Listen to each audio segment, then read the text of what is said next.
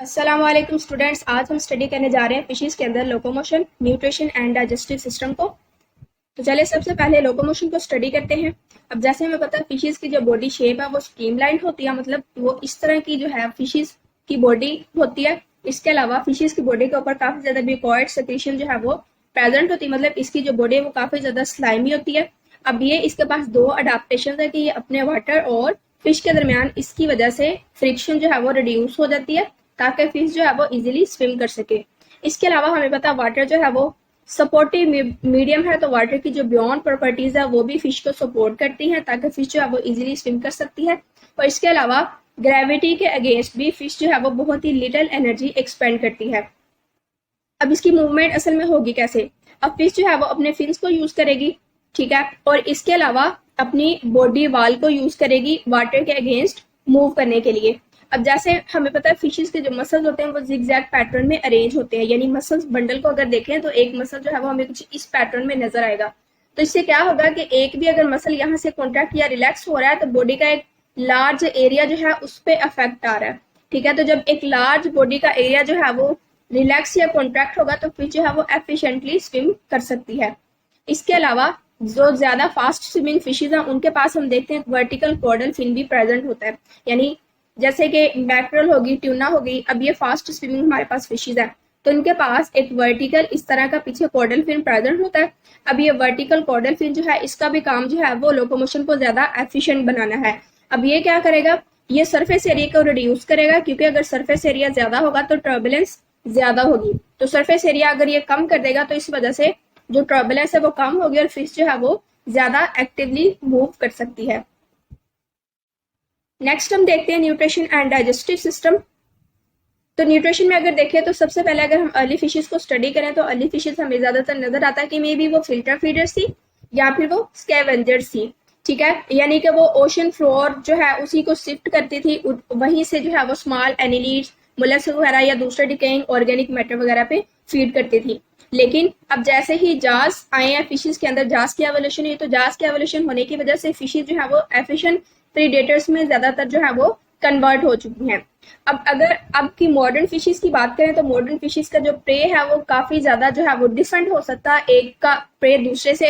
अब अगर प्रे को देखें तो प्रे जो है वो स्मॉल इनवर्टिब्रेट भी हो सकता है जो कि सी फ्लोर के ऊपर जो है वो स्विम कर पड़ा हुआ वैसे, या फिर प्लांक्टन यानी स्मॉल एनिमल्स और प्लांट्स होते हैं उनके दरमियान कहीं स्विम कर रहा है, या फिर इवन एक फिश का प्रे जो होता है वो दूसरी स्मॉल फिश भी हो सकती है। इसके अलावा अगर हम फूड को देखें तो फूड भी जो है वो वेरी करती है फिश की, कि फिश एक स्टेज पे कौन सी फूड खाएगी और दूसरी स्टेज पे कौन सी फूड खाएगी, ठीक है। फॉर एग्जांपल एक लावा जो है, फिश लावा जो है वो प्लांक्टन पे फीड करता है। प्लांक्टन यानी स्मॉल जो माइक्रोस्कोपिक प्लांट्स और एनिमल्स होते हैं सी के अंदर, उनको हम प्लांक्टन बोलते हैं। तो लावा जो है वो प्लांक्टन पे फीड कर सकता है, लेकिन जैसे ही लावा जो है वो अडल्ट बनेगा तो अडल्ट जो है वो लार्जर प्रे जैसे कि एनिलिड्स या स्मॉलर फिशेस पे भी प्रे कर सकता है। तो इस तरह जो है वो फिश की लाइफ के दौरान ये किस चीज पे फीड करेगी ये वेरी करता रहता है। अब फीडिंग का प्रोसेस क्या है, तो फिश जो है वो अपने टीथ को ही यूज करती है प्रे को कैप्चर करने के लिए, और प्रे को जो है वो ज्यादातर जो है वो होल प्रे को ही स्वेलो करती है, यानी फुल का फुल प्रे जो है वो माउथ के अंदर ले जाएगी और इसके बाद उसकी जो भी डाइजेशन इंजाइमेटिक सिक्रीशन वगैरह से होगी। अब एक और मेथड क्या है हमारे पास फिश जो है वो फीडिंग करने का, कि नेगेटिव प्रेशर जनरेट होगा कैसे, अपर क्यूला जो है वो एक तो अचानक से क्लोज होंगे और दूसरा माउथ जो है वो रैपिडली ओपन होगा। यानी हमें पता है जैसे फॉर एग्जांपल ये जी फिश का हमारे पास है माउथ, ये पीछे यहाँ पे है अपर क्यूला, मतलब गिल्स की जो कवरिंग है वो हमारे पास अपर क्यूला। तो अपर क्यूलम जो है वो रैपिडली क्लोज हो रहे हैं, मतलब ये सारे के सारे क्लोज हो रहे हैं, तो यहाँ से जो वाटर है यानी अंदर नहीं जा रहा।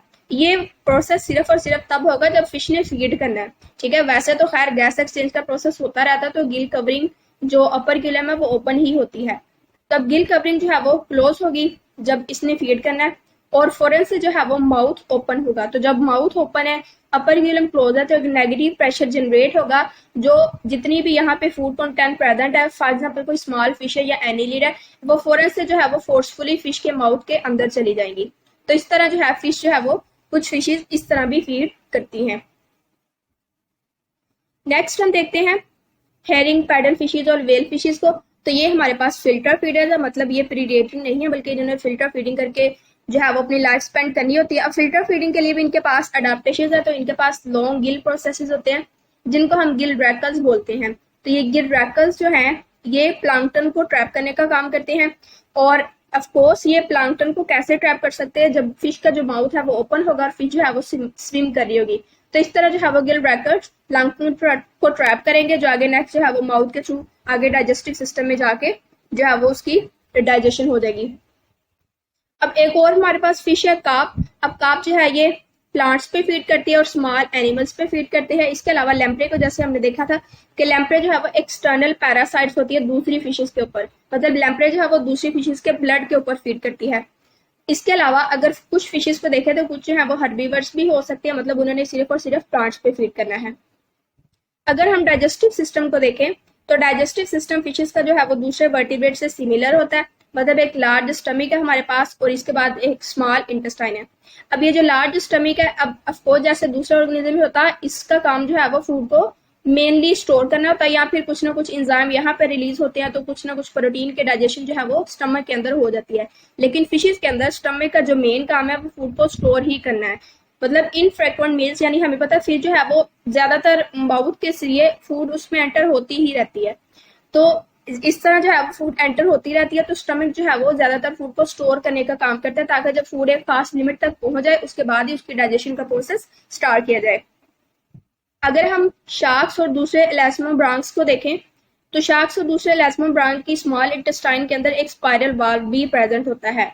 लेकिन अगर बोनी फिशेस को देखें तो बोनी फिशेस के केस में स्पाइरल वाल्व तो प्रेजेंट नहीं है, लेकिन गट की या फिर इंटेस्टाइन की आउट पॉकेटिंग्स बन गई है, जिनको हम पाइलोरिक सेकी का नाम देते हैं। फॉर एग्जाम्पल ये हमारे पास है स्मॉल इंटेस्टाइन, तो स्मॉल इंटेस्टाइन जो इस तरह जो है और आउट पॉकेट्स करके इस तरह पाइलोरिक सेकी को अराइज करती है। अब पाइलोरिक सेकी का जो मेन काम है वो है फूड के एब्जॉर्प्शन और इसके अलावा एंजाइमेटिक सेक्रेशंस। और वैसे भी यहाँ पे फिशेस के अंदर स्मॉल इंटेस्टाइन के अंदर ही ज्यादातर एंजाइम्स रिलीज होते हैं और फूड के डाइजेशन जो है वो ज्यादातर स्मॉल इंटेस्टाइन के अंदर ही होती है एज कम्पेयर टू स्टमक।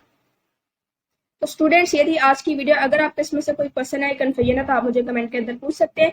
अगर आपको वीडियो अच्छी लगी है तो मजीद इन्फॉर्मेटिव वीडियोस के लिए चैनल को सब्सक्राइब करें। नेक्स्ट वीडियो तक के लिए अल्लाह हाफिज।